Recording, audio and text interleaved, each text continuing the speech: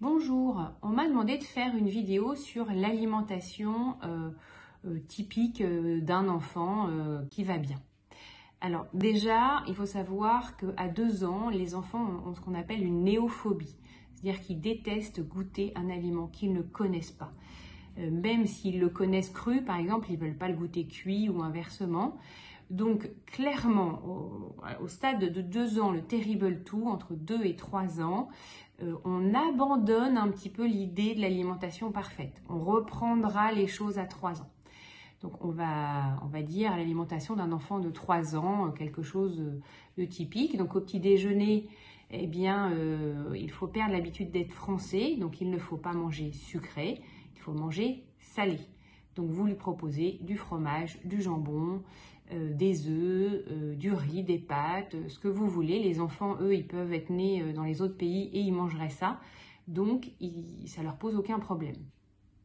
Pas de jus d'orange, voilà, pas de choses sucrées.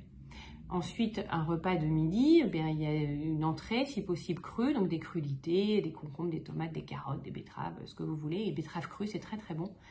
Voilà, un plat avec des légumes, des féculents et puis une part de protéines, viande, poisson, œufs, ce que vous voulez. Un laitage, un fromage ou un yaourt et puis un fruit cru ou cuit en dessert.